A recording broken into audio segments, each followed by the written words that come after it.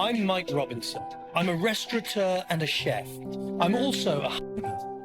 And to me, sustainability is everything, which is why I only harvest what the country my kitchen for decades to come.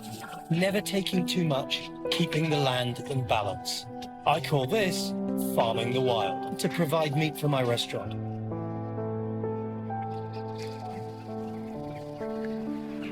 This time, I'm stalking in a part of England that has a special place in my heart.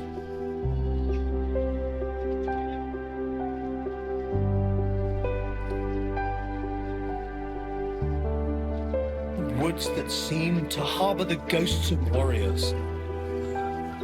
The Celts and Romans, the Britons and Danes, they all marshalled their ranks and formed their shield walls on these open hills. And I'm out stalking on one of the 5 estates that I manage. They're on their feet, we've got to be quick.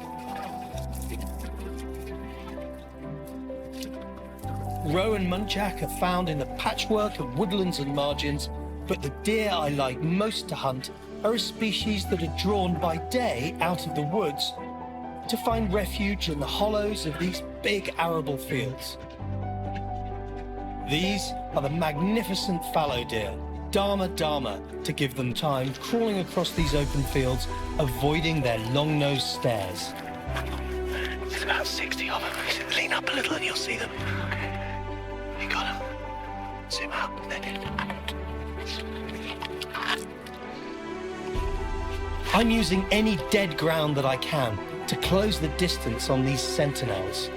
Shooting the lead doe first is ideal. Big doe, about 14 from the lab. You see her? Yeah. She's about 7 in. The one? Yeah, I got that side on, yeah. Oh, she's facing us. Okay, now, range. Just need to range it when they stop. Pistols. Stop. There we go. Stopping. 300.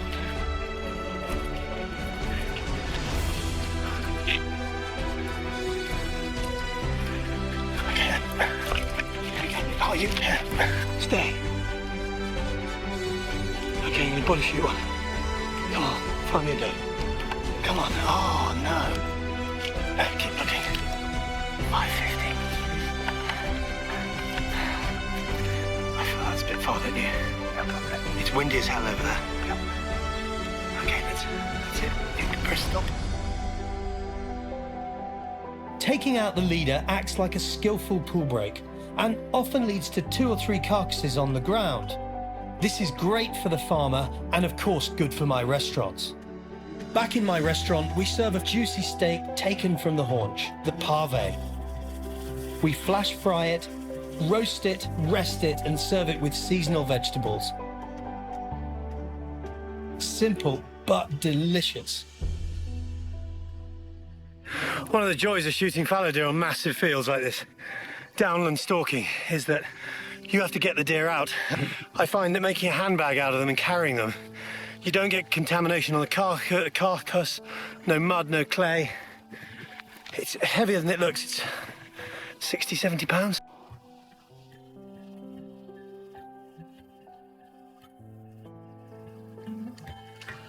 A week of heavy rain has left the clay-capped soil waterlogged. Fallow deer won't move much in wet weather. They like to hunker down, so I've left the land and given the deer a break.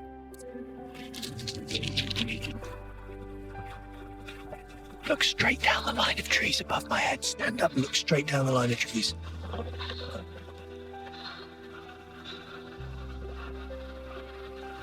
They're exactly where we thought.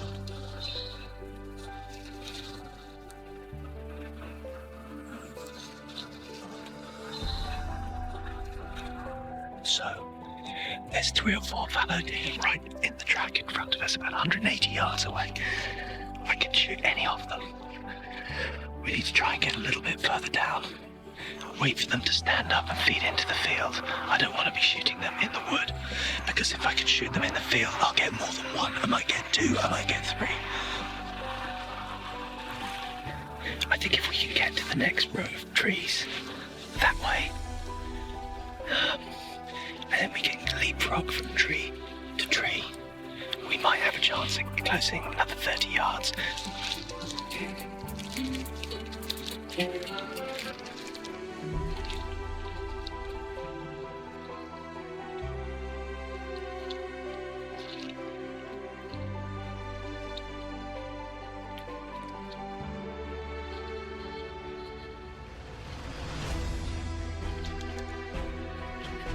I never shoot at a body lying down, but their heads and necks are behind a bunch of bushes. So what I need is to get lower down so that I've got more elevation to shoot at. It's very difficult though.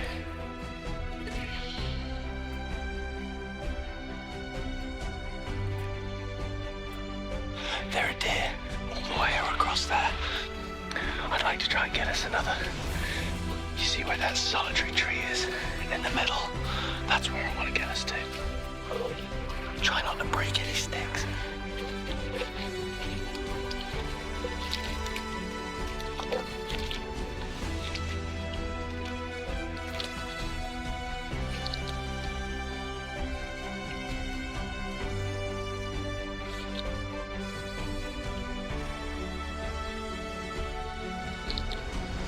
We're gonna wait till some cars come past, and every time a car comes past, we're gonna take a step, because the car won't mask our noise.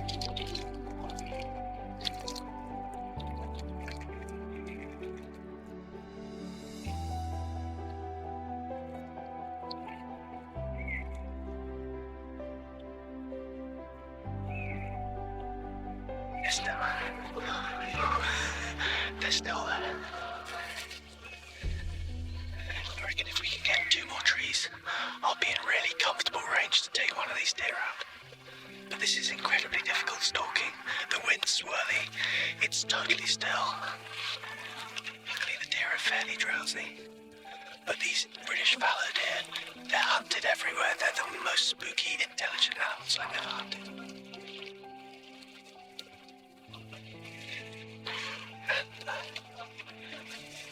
They are not tame.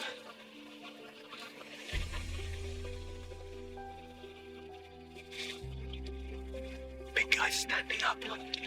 The big guy stood up. I think he's heard us. I'm gonna have to try and shoot him from here, so you're gonna need to lie down on the ground and film next to him.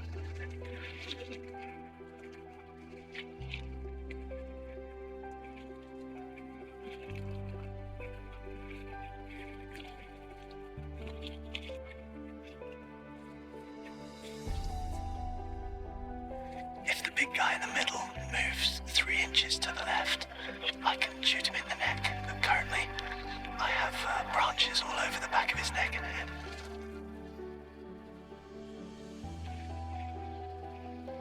I've got a tiny little window. He's sitting down, yeah? Yeah, the black one with his back to it. It may hit twigs, but I don't think it will.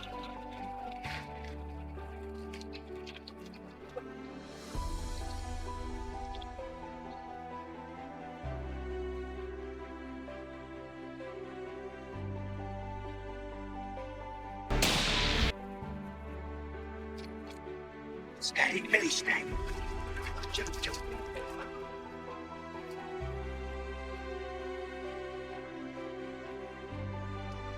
Let's go.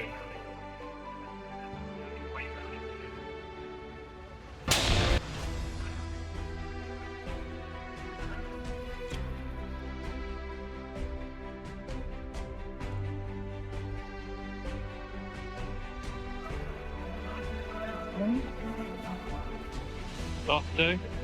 Yeah, most good. Got it. No.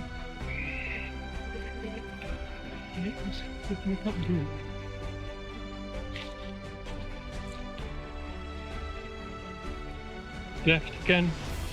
No. Just look. If they stop on the edge.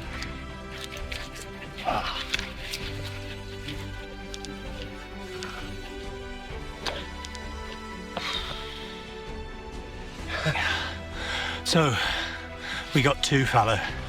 That's very typical of how it goes. You've got to anticipate. So, as I said earlier, I guess there'd be about 30 or 40 deer. If you could see 3 or 4, there's always more. The buck wasn't worth shooting. He was a good buck, but he was young. He'll be a lot better in 2 years' time, so I didn't shoot him, though I had a lovely shot at him. Great for the restaurants. And then I shot a young doe down here, and I deliberately shot a youngish doe down here, like probably a year-old one. Minnie, go on. Well, the dog's got to find the deer, because in the instance when I shoot it in the body and it runs 80 yards into thick cover late at night and late in the evening, and I can't find it because I can't see blood, and that's when the dog's invaluable, because Millie will always find the deer. She's an outstanding deer dog. And if, God forbid, we had an accident and it wasn't dead, she'd deal with that. It's only when you see how long it takes a dog to run to it that you realise how far away that is.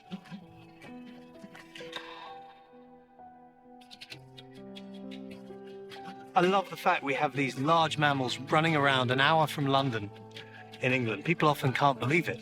Gangs of 40, 100, 60 deer. But I'm a particular lover of the fallow deer, and it's a weird thing that you really love an animal and yet you hunt it. But, and then to have two animals that I harvested and they felt no pain. There was no stress in them at all. And that's what we strive for. We strive for a humane approach to wildlife management. To do that gives me immense satisfaction.